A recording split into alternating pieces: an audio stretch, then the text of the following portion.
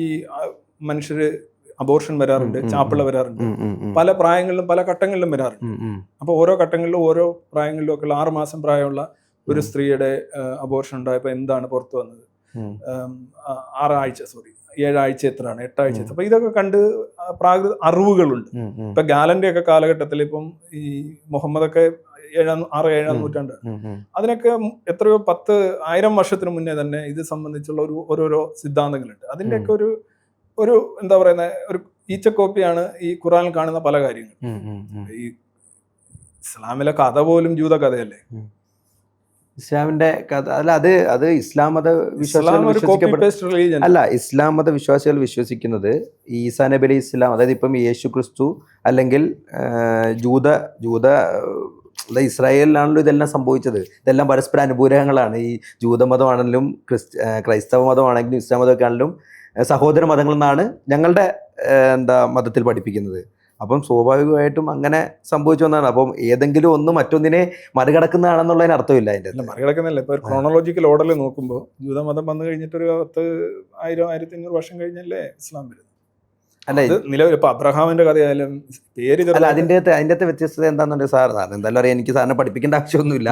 എന്നിരുന്നാൽ പോലും ഈ ജൂതമതവും ക്രൈസ്തവ മതവും ഇസ്ലാം മതവും തമ്മിലുള്ള ഏക വ്യത്യാസം എന്ന് പറയുന്നത്, ജൂതമതം വിശ്വസിക്കുന്നത് പിഴച്ചു പെറ്റ സന്തതിയാണ് ഈ ഈസാ നബി അലൈഹി സ്വലാം അല്ലെ യേശു ക്രിസ്തു എന്നുള്ളതാണ് അവരുടെ വിശ്വാസം.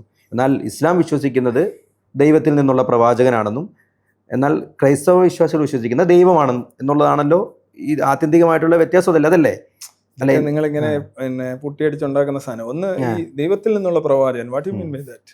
അങ്ങനെ ദൈവത്തിൽ നിന്നൊരു പ്രവാചകൻ വരുന്നില്ല. ഈ ഇവിടെയുള്ള മനുഷ്യർക്ക് പിറക്കുന്ന ആളുകൾ ഒരു ദിവസം പ്രവാചകനാണെന്നുള്ള വേഷം കെട്ടി നടക്കുന്നു എന്നല്ല പറയാൻ പറ്റും. അത് സാറിന്റെ വിശ്വാസമാണ്, അല്ല സാറിന്റെ ഒരു അഭിപ്രായമാണ്. ഞാൻ വിശ്വാസിയായതിനാൽ എനിക്ക് വിശ്വാസിയാകുന്നു എന്നുള്ളതിന് നമ്മൾ എന്തും നമുക്ക് പറയാം. നേരത്തെ സാറ് പറഞ്ഞപ്പോൾ തന്നെ ഞാൻ ചോദിക്കട്ടെ സാറേ, ഈ ഭ്രൂണശാസ്ത്രത്തെ കുറിച്ച് പറയുമ്പോൾ തന്നെ സാറ് പറഞ്ഞിരുന്നു ഇതൊക്കെ ചുമ്മാ അൾട്രാ ഫേക്ക് ആണ് ചുമ്മാ. ഞാൻ പറഞ്ഞു കേൾക്കും, ഞാൻ ഈ സംബന്ധിച്ച് അല്ല, അപ്പൊ ഞാൻ ചോദിക്കുകയാണ്, അതായത് ഈ കേറ്റ് ലിയാൻ മോറി എന്ന് പറയുന്ന ഒരു ഭ്രൂണശാസ്ത്രജ്ഞൻ എങ്ങനെയാണ് ഇവൻ ഇസ്ലാം മതം സ്വീകരിക്കുന്നത്? ഇതിന്റെ അതിനകത്തുണ്ട്. അല്ല, ഞാൻ ചോദിക്കുന്നത് ഇത്രത്തോളം, അതായത് ഏറ്റവും ലോകം കണ്ട ഏറ്റവും മികച്ച ഭ്രൂണശാസ്ത്രജ്ഞന്മാരിൽ പേര് ശരിയാണോ നോക്കെ, കേറ്റ് ലിയാൻ മോറി തന്നെയല്ലേ? മോറി കേറ്റ് ലിയാൻ മോറി എന്ന് പറയുന്ന ഒരു വ്യക്തി. അതെങ്ങനെയാ അപ്പൊ?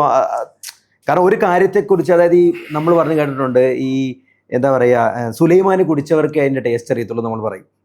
എന്തും രുചിച്ചവർക്കേ അതിൻ്റെ കാര്യങ്ങളെക്കുറിച്ച് അറിയത്തുള്ളൂ. അപ്പോൾ അതിനെക്കുറിച്ച് അത്രത്തോളം അഗാധമായി പാണ്ഡിത്യമുള്ള ഒരു വ്യക്തി അതിനെക്കുറിച്ച് പഠിച്ചിട്ട് ഇത് കൃത്യമാണ് എന്ന് പറഞ്ഞ് ഇസ്ലാമിൽ ഇത് പറയുന്നത് അത്ഭുതപ്പെടുത്തുന്നു എന്ന് പറഞ്ഞാണ് പുള്ളി ഇസ്ലാം മതം സ്വീകരിക്കുന്നത്. അപ്പം അതിൻ്റെ അകത്ത് പുള്ളിയാണോ മണ്ടൻ അതോ ഈ പറയുന്ന നമ്മളാണോ മണ്ടൻ എന്നൊരു ചോദ്യമുണ്ട്.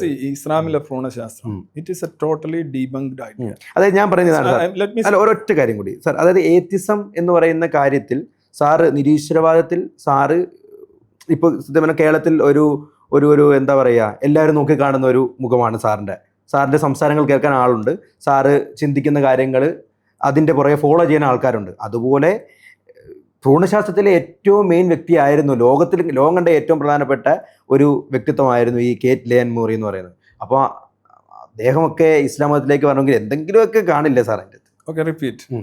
ഈ പറയുന്ന ഈ പുള്ളി വന്നോ, ഇസ്ലാമിലേക്ക് വന്നോ? ഒന്നാമത്തെ ചോദ്യം, വന്നോ? ഈ പുള്ളി പറഞ്ഞത് ശരിയാണോ? ഇതിന്റെ മൊത്തം കാര്യങ്ങൾ ഞാൻ ചെയ്തിട്ടുണ്ട്.